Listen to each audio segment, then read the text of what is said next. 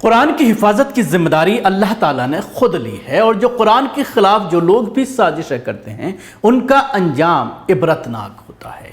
ऐसे ही स्वीडन में लगातार कई हरकतें करने वाला, कुरान जलाने वाला मोमिका, सिल्वान मोमिका जो इराक़ी नागरिक था, उसको आज बॉडी जो है उसकी पाई गई है, मृत अवस्था में उसकी वो पाया गया है, लेकिन किन कारणों से मौत हुई है इसका खुलासा नहीं हुआ है।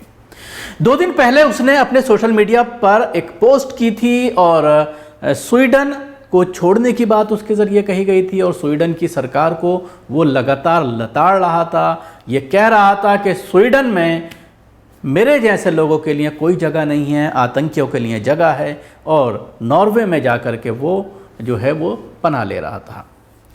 लेकिन इसकी मौत की पुष्टि कई लोगों ने आज सोशल मीडिया पर की है। जिन लोगों ने इसकी बॉडी देखी है, बाकायदा उन्होंने सोशल मीडिया के एक्स प्लेटफॉर्म पर लिख करके 2 पोस्ट आप ये टीवी स्क्रीन पर देख सकते हैं। इन 2 लोगों के ज़रिए इसकी मौत की पुष्टि की गई है।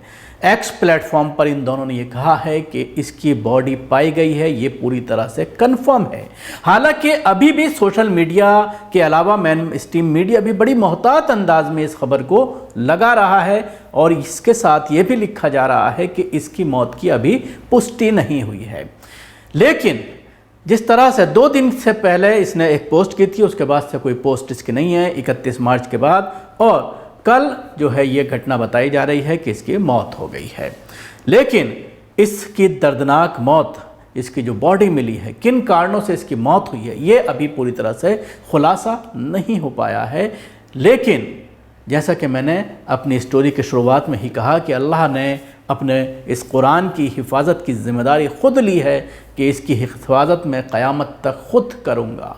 और जो भी इसके ख़िलाफ़ साजिश करता है, आपने देखा है उसके किस तरह के इबरतनाक अंजाम होते हैं, न सिर्फ कुरान के ख़िलाफ़ साजिश करने वालों के, बल्कि आप सल्लल्लाहु अलैहि वसल्लम के बारे में या आप सल्लल्लाहु अलैहि वसल्लम का कई बार जिस तरह से लोग कार्टून बनाने की कोशिश करते हैं, खाका बनाने की कोशिश करते हैं, और उसका भी क्या अंजाम होता है वो भी आपने देखा होगा। उसके साथ ही जो लोग भी साजिश कर रहे हैं इस्लाम के ख़िलाफ़, अल्लाह के ख़िलाफ़, पैगंबर के ख़िलाफ़, कुरान के खिलाफ़, तो उनके अंजाम काफ़ी इबरतनाक देखने में आ रहे हैं।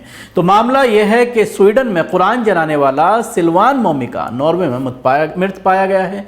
कुरान को कई बार पब्लिकली जलाने वाला सिल्वान मोमिका की मौत हो गई है। सिल्वान इस्लाम धर्म का आलोचक था और कई बार सरेआम कुरान जला चुका था। कई सोशल मीडिया अकाउंट्स और मीडिया रिपोर्ट्स इस बात का दावा कर रहे हैं, हालांकि अभी कोई आधिकारिक पुष्टि उसकी मौत की नहीं हुई है। सिल्वान मोमिका की मौत को लेकर अभी कोई आधिकारिक पुष्टि सामने नहीं आई है। मीडिया रिपोर्ट्स के मुताबिक इराकी शरणार्थी और इस्लामी आलोचक सिल्वान सबा मैटी मोमिका का निर्जीव शरीर नॉर्वे में पाया गया है। मोमिका को स्वीडन में प्रदर्शन आयोजित करने के लिए जाना जाता था, जहां उसने कई बार सार्वजनिक रूप से कुरान को जलाया था। मोमिका नॉर्वे में शिफ्ट हो गया था, स्वीडन से नॉर्वे में शिफ्ट हो गया था। वे इराक़ से 2018 में बाहर आया था। सलमान ने जो है वो स्वीडन भी छोड़ दिया था। 27 मार्च को सलमान ने स्वीडन छोड़ते हुए कहा था कि आज मैंने स्वीडन छोड़ दिया है और अब नॉर्वे के अधिकारियों के संरक्षण में नॉर्वे में हूँ।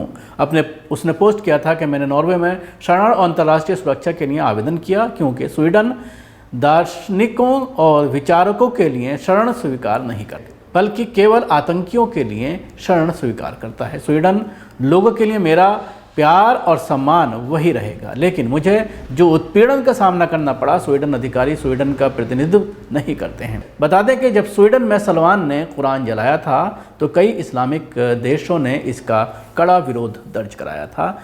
एसोसिएट्स प्रेस की रिपोर्ट के मुताबिक स्वीडन ने मोमिका का निवास परमिट वापस ले लिया था, लेकिन उसके निर्वासन को ये कहते हुए रोक दिया गया था कि अगर उसे इराक़ लौटाया गया तो उसकी जान को ख़तरा होगा। स्वीडन में कुरान को जलाया था। मोमिका ने 2023 में कुरान के सार्वजनिक अपमान की एक सीरीज़ का मंचन किया था। स्वीडन के तीसरे सबसे बड़े शहर माल्मो में पिछले साल सितंबर में झड़पें हुई, जब गुस्साई भीड़ ने मोमिका को कुरान की एक प्रति जलाने से रोकने की कोशिश की थी। स्वीडन ने अभिव्यक्ति की स्वतंत्रता के तत्वाधान में उनके विरोध प्रदर्शन की इजाज़त दी थी, लेकिन सवाल पूछा गया कि क्या मोमिका को कुरान जलाने की इजाज़त देकर स्वीडन अधिकारी बहुत आगे बढ़ गए हैं। स्वीडन पुलिस ने उसके खिलाफ प्रारंभिक घृणा भाषण के आरोप दर्ज किए। स्वीडन ब्रॉडकास्टर TV4 के अनुसार मोमिका ने शरण लेने के लिए देश को गलत जानकारी दी, जिस वजह से उसके खिलाफ कार्रवाई की गई और उसकी नागरिकता ले ली गई थी। लेकिन अब जिस देश में उसको इजाज़त दी गई थी उसी देश को अब ये गालियाँ दी इसने अपनी आखिर में, और उसके बाद इसकी अब डेड बॉडी पाई गई है। और जिस तरह से मैंने शुरू में भी कहा कि ट्विटर पर कुछ लोगों ने इसकी मौत की पुष्टि की है।